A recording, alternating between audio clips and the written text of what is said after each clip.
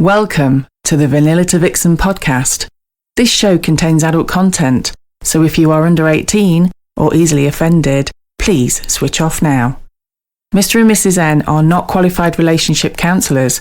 This show is for entertainment purposes only. Now the disclaimer is out of the way, sit back, relax, and enjoy our journey from Vanilla to Vixen.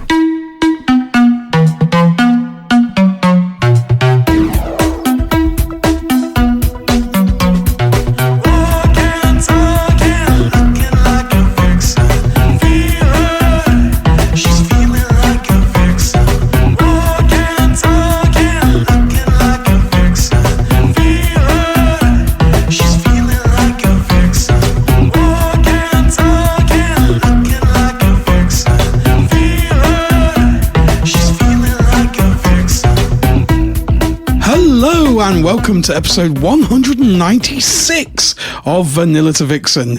We are your hosts, Mr. and Mrs. N, and we're also sometimes known as the Naughty Couple. Hello, Mrs. N. Hello, Mr. N.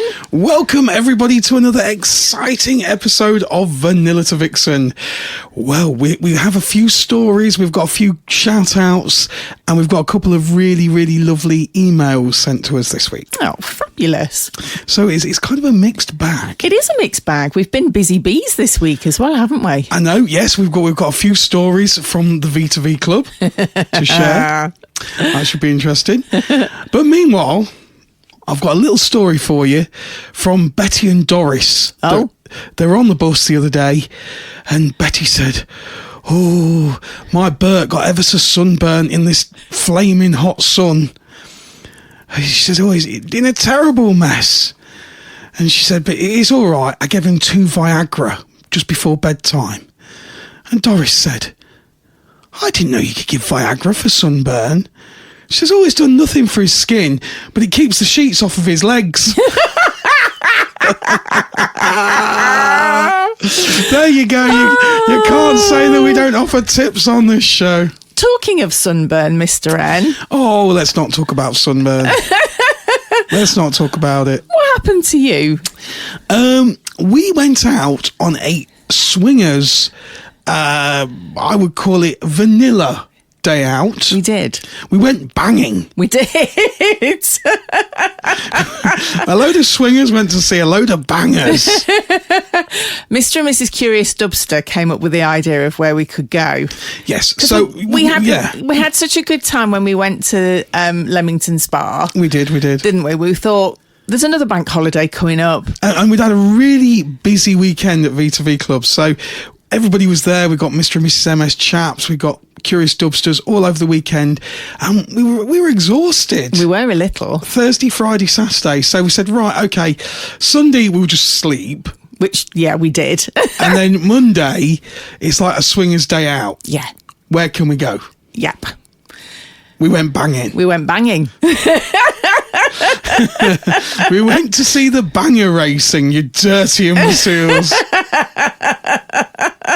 It was fantastic. It was really good. It was the first time I've ever been banged. Yes. Really? I find that difficult to believe. It was a really good day out. We got to see the heats of the hot rod tournament. Talk about fast and furious. I know, they were really... I just thought I was going to see loads and loads of cards getting smashed up, which is kind of like sacrilege for me. Yeah. Even like old Citroen Picassos, they're still kind of like a bit of love in my heart. But it wasn't. We got to see some hot rods, we got to see the classics, which are like, Ford popular type things. Anyway, this isn't Top Gear. No, not at all. But we were all kind of sitting raised, weren't we, so to speak?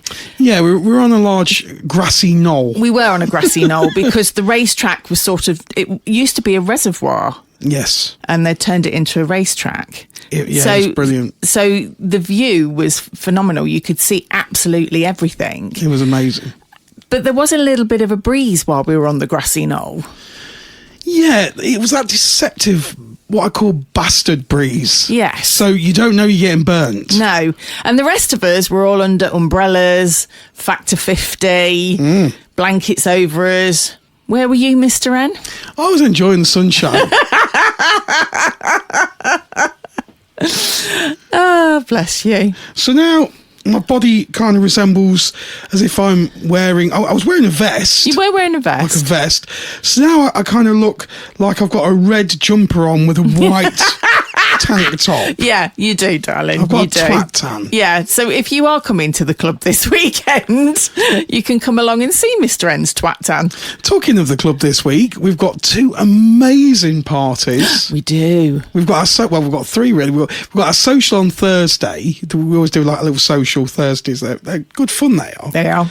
And then Friday, we've got our Vivid Buy party. Yes, I'm excited for this one. So we've got some tea girls coming. It's going to be really exciting. Yeah. Great music as well. You're under pressure this week, aren't you, Mr. M, with your music? Yeah, we had a lot of people attend Tina Von Teese's Buy 2 party. We did.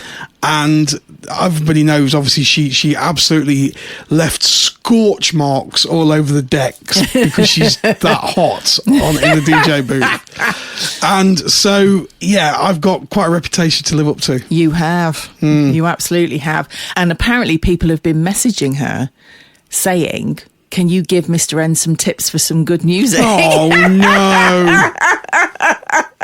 No. Let's see. I have full faith in you, my lovely. Absolutely. You always play great music. We'll see. Yeah. We'll see.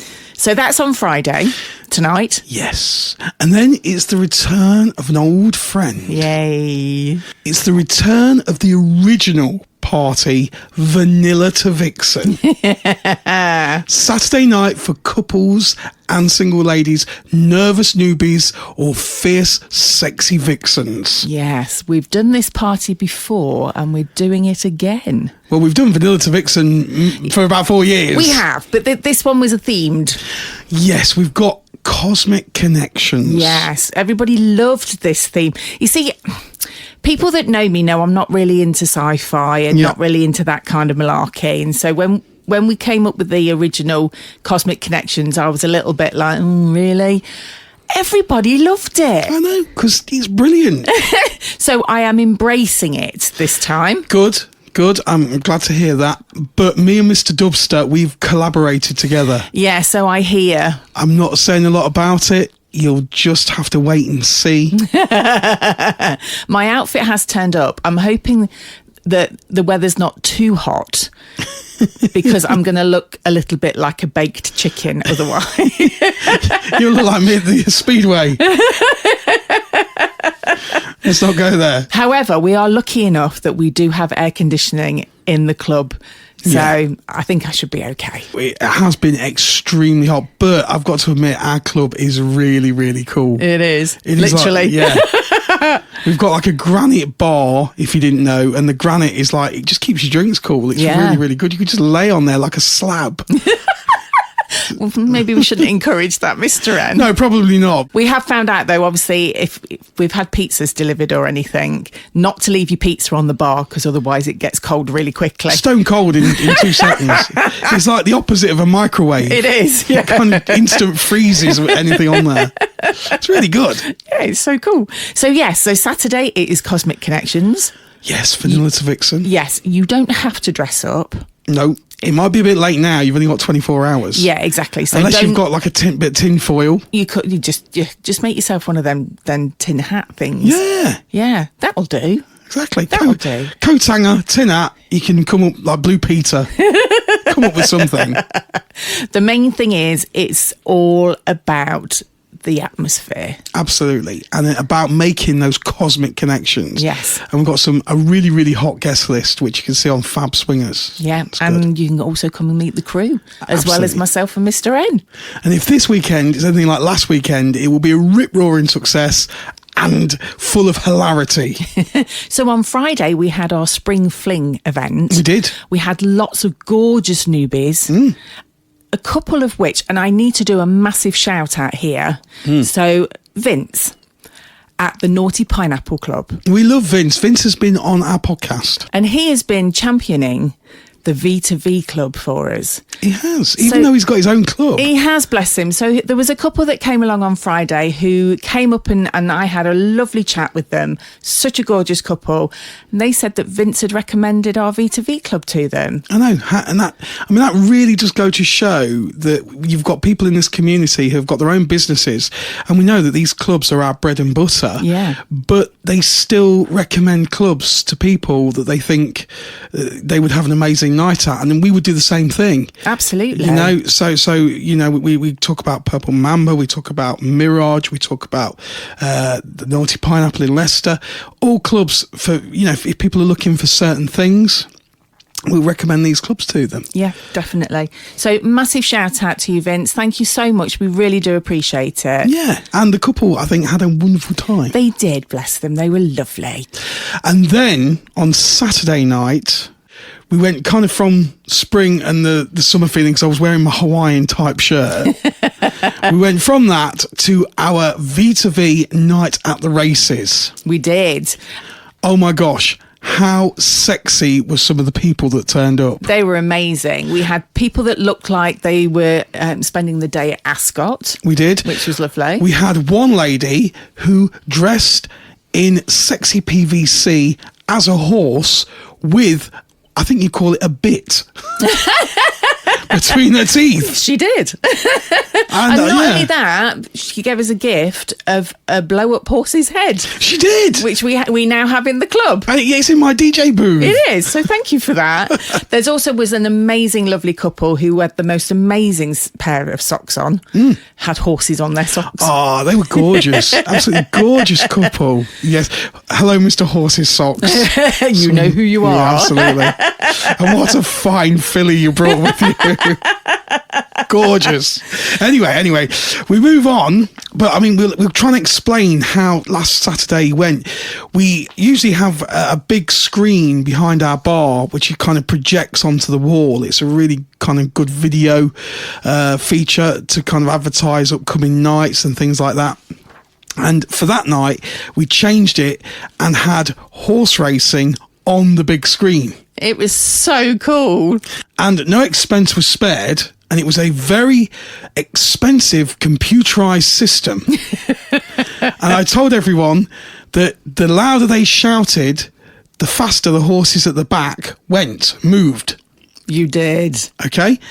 What I forgot to realise was that people could see that the racing was MP4 files. There were video files. And somebody came up to me at the end of the night and said, Mr. N, I do appreciate you getting everyone to shout, but we could see it was .mp4 before they were playing the races. I was like, oh, shit. I know, but everybody was really good sports for joining in, and it really made it as well. Everybody whooping and cheering and going, move your blooming arse.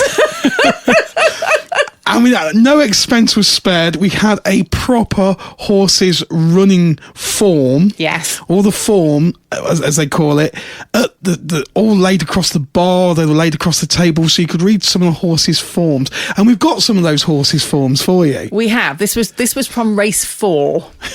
And some of the horses were called, so the first one was Boom Blow It Up. Absolutely. A loud and proud runner, guaranteeing a messy finish and a massive explosion of pace on the final straight. Make sure you're wearing splash-proof gear if you're standing near the winning post. Exactly. Then there was I Guess I'm Okay. Not the biggest stud in the paddock and won't win any beauty contests, but he's happy to join in. A true team player who doesn't mind taking it from the rear of the pack.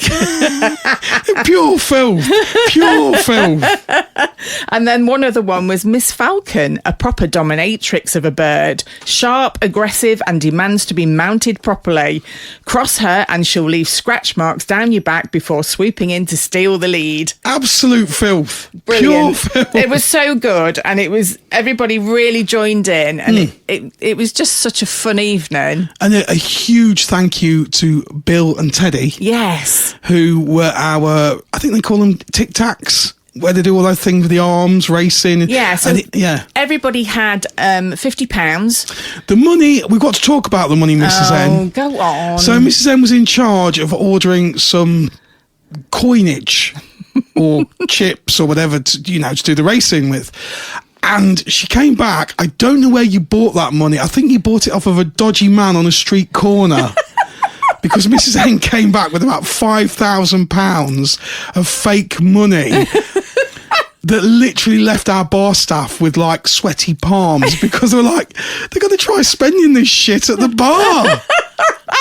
It's like, honestly, it was the kind of stuff you take to car boot sales. It was not that good. It was really good. It had copy written on it, for one thing. And it wasn't plastic, it was paper. Queen Elizabeth did have a moustache on her. But I'm telling you, it was still quite good. Yeah, so everybody had £50 to start off with, and we did 5 races. And obviously you could bet whatever you wanted on whatever odds were for each of the horses. Yeah. And then the idea is the top 3 people at the end of the 5 races would all win a prize. Yeah. Nobody won anything until the last race. I know. I said, forget owning a club. I'm closing the club. I'm going to turn it into a betting shop. I would have made a fortune. I was a billionaire in fake money. I think even Bill had to go around giving people more money for the 3rd race. Nobody won anything. Nobody won, did they? It was so funny. Yeah. But it was such a good evening. And yeah, we thank everybody that came along and really, got into the spirit of it. And that's the thing. The secret, I think, to organising a really good party at a swingers venue is you are creating your own entertainment. People are going there to look for connections, to just have a good time, but you want that kind of icebreaker, and I think the horse racing was that ultimate icebreaker. It got everybody talking and giggling with each other and stuff, and it does help when you have that. And I think that's what we've always done, haven't we, at V2V? It's always been about making those connections, making it easier for newbies and people who maybe feel a little bit shy. Yeah, absolutely. An excuse to go and talk to other people, and it kind of takes that pressure off a little bit, doesn't it? Yeah, absolutely. And if you're looking for a similar kind of night, when the World Cup's on, I think it's around mid-June, June the 18th, around that time, have a look on v2v.uk. We have got our V2V Sports Day. Yes. At night. Sports Day at night, if that makes any sense.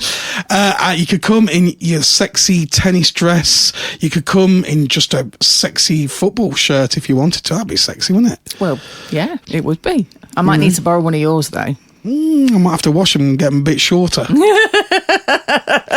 But yeah, so we're doing V2V Sports Day. That is going to be really, really lots of fun, and that's on when the World Cup's on. We're calling it V2V Sports Day 38 Double D Cup. It's probably the only cup that England will win. Oh, there we go. Mrs. N, the football pundit. So now we move on to next week. Okay. And next week is extremely special. It is. We've got a couple of very, very special hosts for next weekend. We do. It's the big one. Hold on to your boots. Forget Fatboy Slim. We have got Sir John on the decks next weekend. Sir John and Lady La. Lady La is going to be welcoming you all in with Sir John.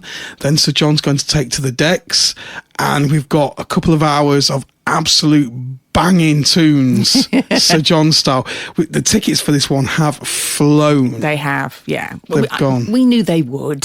We've got literally a few left. We've done that thing where we staggered the tickets for this one because we've had a lot of call for it. So we've kind of released it. So if you've tried getting tickets and it says sold out, try again now, because we're just releasing, as you hear this, the second wave of tickets.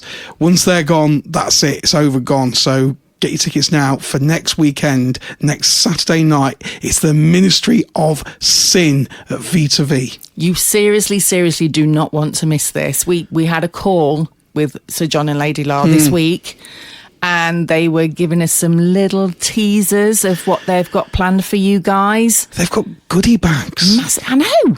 I mean, they're really putting us to shame. I know. I mean, really, really good goodie bags as well. I've already said, I hope there's one for us, because the things that are in there are frigging awesome. I know.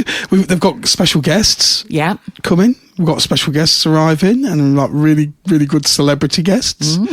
really good. It's going to be amazing. Ministry of Sin, V2V, next Saturday. Again, it'll be an ideal night for newbies because me and obviously Mrs. N are going to be there. We're not hosting, so we'll have a lot more spare time to chat. Obviously, Sir John, and you can meet Lady Lart. They were on the podcast just a couple of weeks ago. You can also meet quite a lot of the crew because they're going to be there too. Everybody's there for this one. Yeah, nobody wants to miss this one. Absolutely not. We had bar staff fighting over who was coming in for this event. Yeah, you see all these people that hype up things like Download and Glastonbury and all that. No. The place you need to be is V2V. Ministry of Sin. What a party that is going to be. Can't wait. I can't wait. So we move on now. And last weekend was also quite a sad weekend. Yeah. So we've talked, I'm going to call him Mr. L. Okay, Mr. L, who was the manager of the Labyrinth Club. And about 11 o'clock, this is how friendly it is at V2V. Around 11 o'clock, half 11, I used to literally go out. You go out, you'd have a hug, you'd do a man thing, wouldn't you? And he is literally the best nightclub manager I have ever seen. And I've been around, as you know, a lot of nightclubs in my life. And he's amazing. He's an amazing guy. And I feel like I've known him for years. And he has become like a real good friend. I remember when we first met him, and obviously we explained what V2V was, and he was a little bit surprised, shall we say, and we said, coming in, have a look around the club. Trepidation. Yeah, very much so. He was like, no, I can't do that. Yeah, I can't do that. And then literally within a matter of weeks, he's just embraced us completely, along with podcast. He absolutely loves the podcast. As I say, we always used to go out and have a chat and say, are you busy? And we'd say, we're busy, whatever. And we'd share.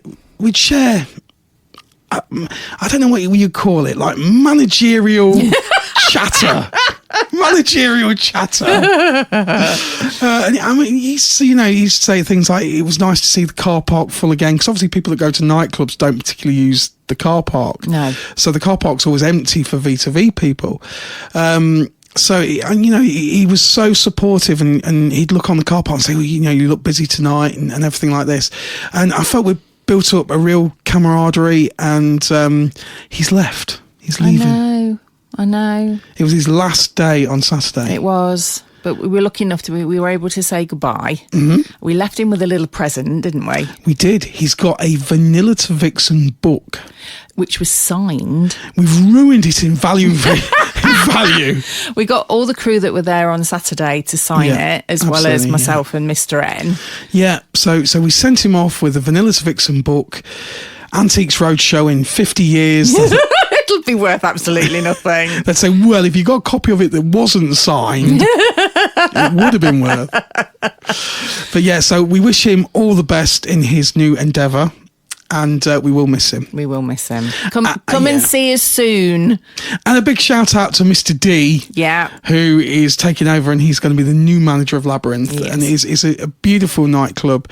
And, we've always said, when we first moved to V2V Club, that we were concerned, weren't we? It was a nightclub right next door. Yeah. But it's such a professional run operation, and it's just full of lovely people. Yeah. It's really, really nice people, and that kind of gets busy after 10 o'clock, but our reception closes at 10 o'clock. So the kind of street on the front of where our club is, it's like a ghost town between 8 and 10. Yeah.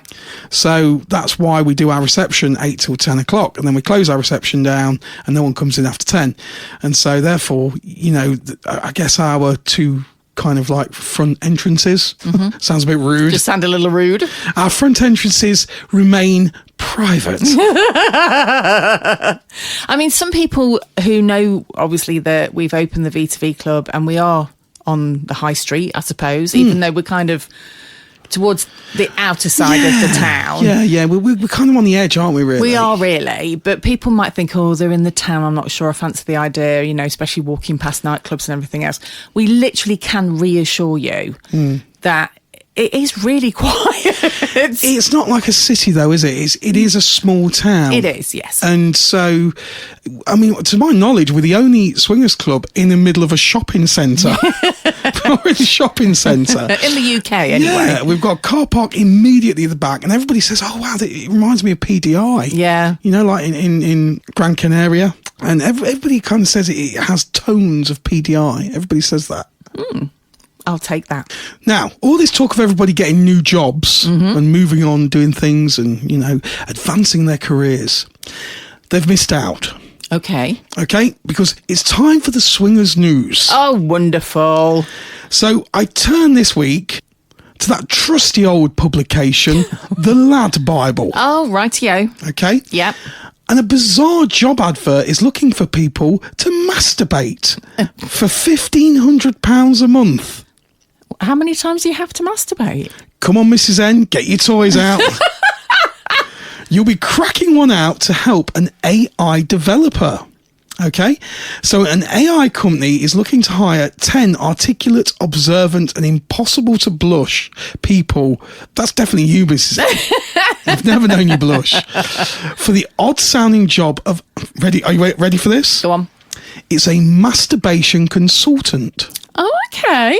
I'm Okay, intrigued. yeah, Tell okay. me more. Can you imagine, you know, going up to people at dinner parties? And what do? I'm a professional wanker. I didn't know you were a politician. No. It's probably not the sort of thing you'd want to stick on your CV. I wouldn't care at £1,500 a month, nor have to describe in a job interview when your prospective employer asks you what you used to do for a living. But £1,500 a month to masturbate is a fairly lucrative wage, it says. Are you ready? I am. Here's how you can join. Okay. And I'm deadly serious now. If anybody wants to enter this, you know, if you're in the UK or America, they're looking for people in the UK and in the US. The company is Joy AI, spelt Joiai, and it wants to test their daily guided masturbation feature. And to do that, they're looking for 10 people whose hands are no stranger to their genitals. According to Decrypt, the job will last you... Go on. The job will last you 4 weeks. Is that it? So Yeah. you get paid 1,500 quid for wanking and that's it? A month of solid wanking and then stopping. That's no good at all. Obviously, you've got to be over 18 in the UK or in the US. And if you meet all their criteria, you're welcome to apply. There you go. Imagine that, Mrs. N. £1,500 a month just to flick your bee. There you go. Oh yeah, I'm applying as we speak. I hope so. Actually, talking of bees, I want to talk about busy bees. Okay. We had a bit of a lovely surprise this week when we came back to the club. Oh, we did. You know the book when you were younger called The Shoemaker and the Elves? Yes. And the shoemaker used to go up to bed, and when he come down in the morning, all the shoes would have been made and everything else. Yeah. Yeah, we've got little elves at the V2V CLUB. I know. In the name of Mr. and Mrs. Curious Dubster. A huge shout out and thank you to them this week. So, for anybody that doesn't know, we have started renovating our outside area. So we have a new fence and gate to make it all private. Huge thanks to Billy Ann, Yes. to Mr. Curious Dubster, Yes. and to Crinaro, who helped build a massive erection. They helped raise it, didn't they? We've built a wall. We've built a wall and it's beautiful. It is one hell of a fence, I can tell you that. I call it Trump's wall. It's huge. It's huge. Yeah, so thanks, guys, for you worked so hard on that, and it looks absolutely awesome. So we now have a complete private area outdoors at the V2V CLUB. It's beautiful. Yes. So we've got ideas of what we want to do with it. But in the meantime, myself and Mr. N, we were out doing things. And when we came back, we walked into what can only be described as a mirage of just loveliness. It was.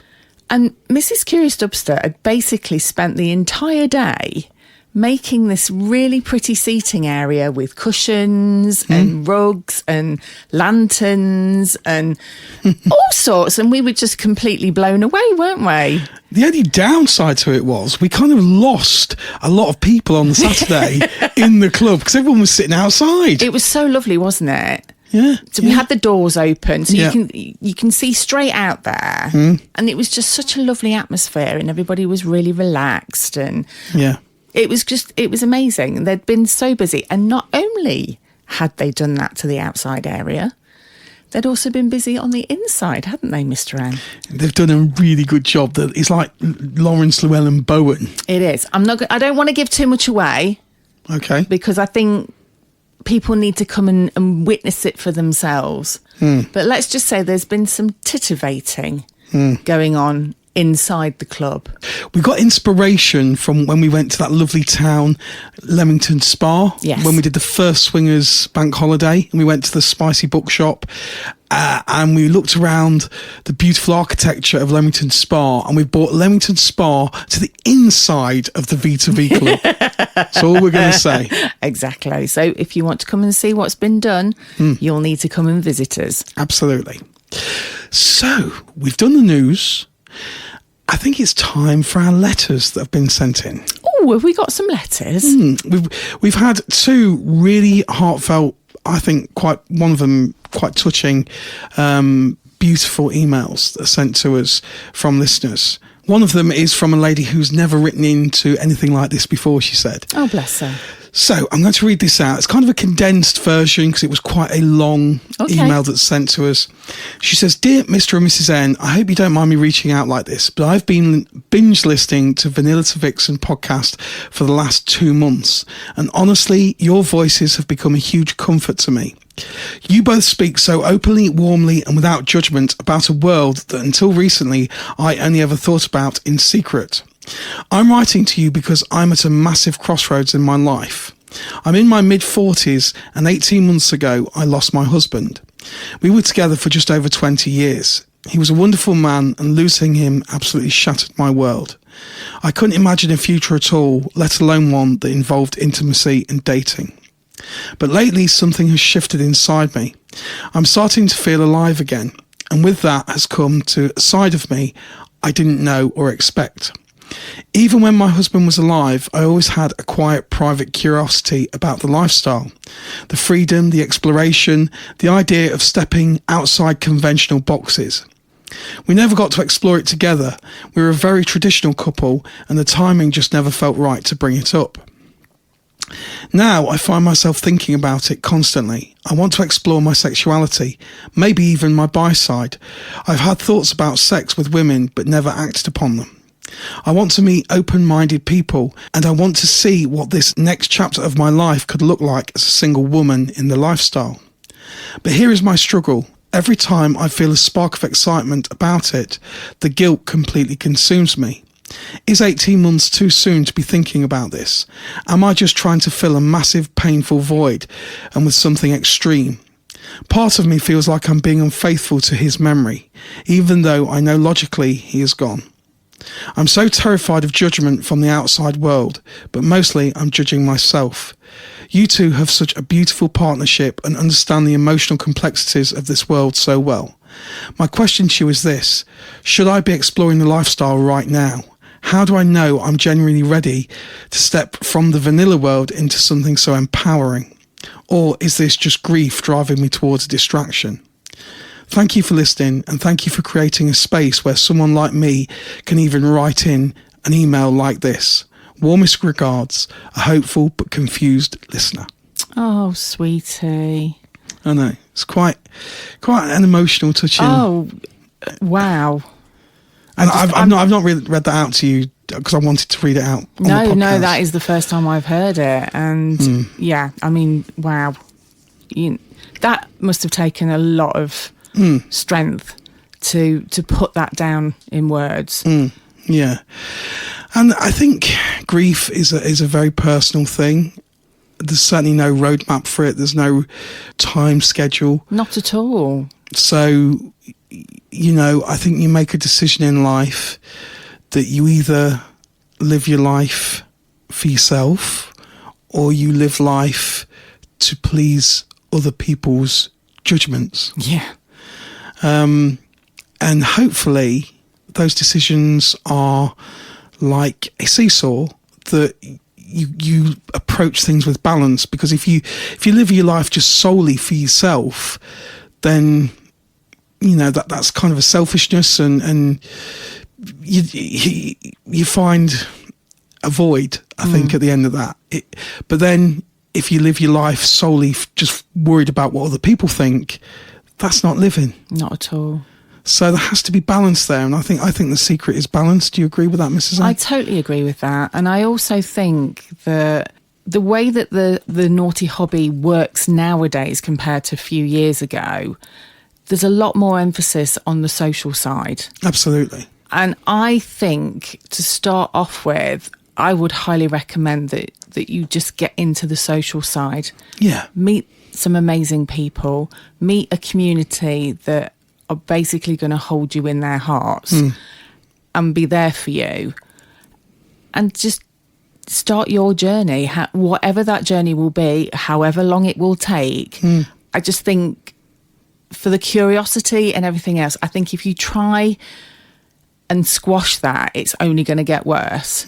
And then that's going to create other issues that you're already fighting against. Yeah. There's nothing wrong in going and having a social and just meeting people. I don't think this is my own personal opinion, and I don't think you are disrespecting your husband. I know that if anything happened to me, I would want Mrs. N to carry on living her best life, and I wouldn't want somebody to sit there just grieving about me, because that would be a waste of two lives. That's just my own personal thoughts on life. And I think that if you try and explain your feelings to people, there will be people out there that won't understand, and there will be judgmental people. Let's not kind of create some fake scenario where people suddenly lose their judgments, because they don't. They don't. But it's whether you want to live a life that is your life according to other people. And like I say, for me, that's not really living. You've got to make your own choices in life. And if this is something that you want to pursue, then don't be afraid to pursue it just because of other people's judgments, because that's a waste of a life. It is. And we only get one. And we are only on this earth for a short time. As you well know. Yeah. Yeah. So, don't live in sadness. Don't live in sadness all your life. And people say that you get through grief. You don't get over it. You get through it. And we've talked about it many, many times, that, as Mrs. N said, the friendships and the bonds that you create in this lifestyle, that they're really, really special. And we can't explain that to somebody who's never experienced it. No, it's physically impossible. But anyone that has been to a club, anyone that's been in a playroom and has built these friendships up, will understand and will know and will tell you that you share things with people in the lifestyle that you don't necessarily tell your friends of 20, 30, 40 years. Yeah. I just think that even if the journey doesn't go anywhere further than meeting the people, then you've still enriched yourself with being surrounded by honest, open, caring people who won't judge you. Yeah, absolutely. Won't say to you, it's too soon, what are you doing? Yeah. Sometimes in situations like this, it's not good to look at the big picture and plan far ahead. Just take each day and have a look on the adult social media sites like Fab Swingers, like Swing Hub. You'll get greeted with a mixture because social media can be, as you know, a harsh place. Clubs are not like Fab Swingers. Clubs are not like Swing Hub. They're social media environments. And clubs are very different because, as we know, people are very different face to face than what is on social media. Yeah. So have a look on those places and find a club that's near to you. You don't say whereabouts in the country you are, but have a look around at a club that feels right to you. And when you feel right, you know, maybe plan that trip, even if it's only in your head, and you're just thinking about it and the excitement that it gives you, and just see how you feel and take it day by day. I was just thinking back to when we kind of first started in the hobby, before we'd even got into the hobby, where we used to just fantasize and things. And you would just live off the experience of fantasizing. So the fact that you're thinking about where this journey could take you and stuff, enjoy that. Enjoy that part of it. Enjoy the sexiness or the naughtiness of thinking about your bi-side and stuff. Yeah. There's a very good book by a lady called Joan Price that's called Sex After Grief, Navigating Sexuality After Losing Your Partner. It's a very empathetic read, and it touches on things such as guilt and the fear of dating and being intimate again. And I have read before that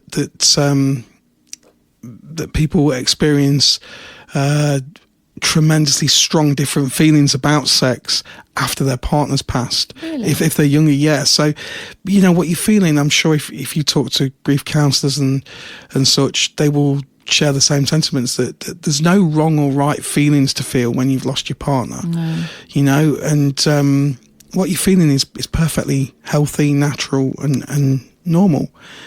And so it's just, like I say, you know, don't hide yourself away, because that'd be a waste, you know, of a life. Absolutely. I'm sending you a massive virtual Mrs. N hug. Bless you. And if you ever get the opportunity to come to the V2V Club, you will get one in person. There we go. Mrs. N needs a second now to compose herself. I do.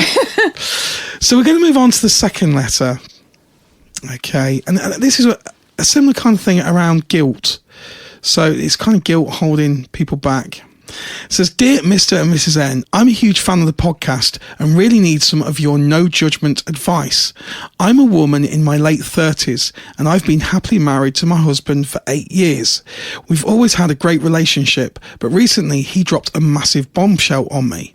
He admitted that his ultimate fantasy is to see me have sex with other men. To my total surprise, part of me actually found the idea incredibly exciting.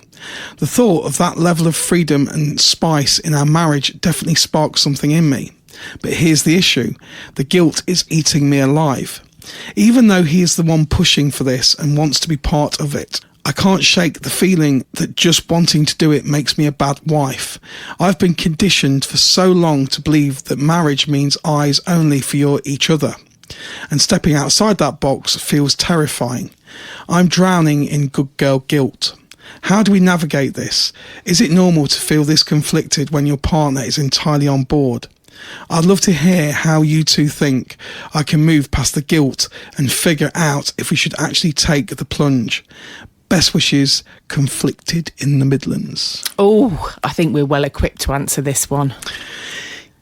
It was a few years ago, Mrs. N. It was a few years ago, but the thing is, I remember when we started to have those conversations, and I've said this many times before, where we started to fantasize and we'd get really into it, and sex would be amazing and we'd have an amazing time. But then, literally, as soon as it ended, I'd turn around and go, I wouldn't really do that, don't you?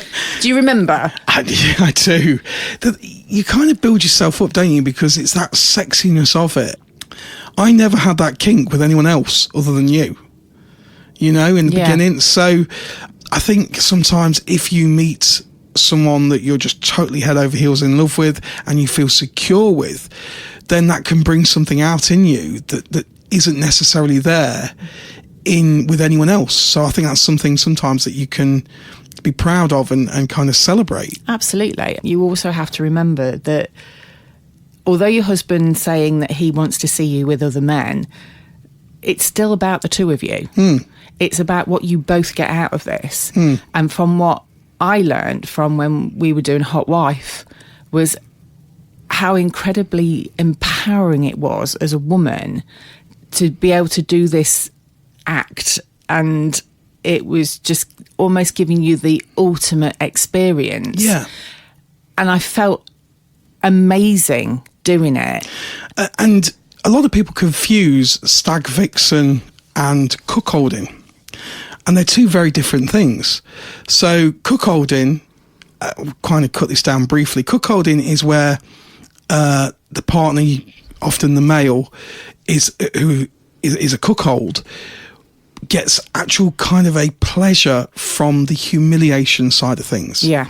It's almost a bit like BDSM, but instead of like the physical hitting or flogging, it's almost like a verbal humiliation at times. Sometimes it can be the wife just playing that role, and it obviously it doesn't mean it's serious. You're not serious sometimes in a cuckold relationship. It's role play, it's play, but there is that cuckold element, and it makes the guy feel like he's not good enough, and it has that element of play to it. But then on the flip side of the coin, you have a scene called Stag Vixen. And Stag Vixen is a million miles away from cuckolding, because the Stag Vixen relationship, which probably sounds a bit like your husband, where he kind of like idolizes his wife. He thinks she's the hottest woman on the planet, and he's proud to see his wife showing off, with another guy. Yeah. He's showing her off. And that is kind of like a Stag Vixen scenario. I did my best to bumble through those explanations off the cuff, I should say. And I think a lot of guys that want to be stags and vixens out there, when they're trying to explain this for the first time to their partners, they don't fully understand what they're trying to convey, what they're trying to explain their fantasies and their feelings are. What they're really trying to say is it's not seeing the actual physical act of seeing their wife with another man. It's actually the fact that they have a hot wife and they want to show her off. And that is the actual essence of the kink itself. I totally understand what she's saying, though, with regards to we are all kind of brought into this world and conditioned about monogamy and with one person and that. And it's very difficult to get that out of your head. And I remember when we had our very first meet, there was part of me at the time was going, I shouldn't be enjoying this. Yeah. And it was like having two little, like a devil and an angel on your shoulder arguing with each other, because one minute you're going, I shouldn't be enjoying this. The other one's going, holy shit, this is the hottest thing I've ever done. Yeah. And it takes a while to get used to the fact that you're not doing anything wrong. It's just, if anything, you look at it, and this is how we looked at it, is we enhanced our relationship due to it. And going back to our teens, our generation, we're Generation X, because we're very old. But Generation X, and even the generation, because we had to go to our daughter's school, which was incredibly embarrassing, and actually watch the sex education video before they played it to the students. And then we got asked what we thought and everything else.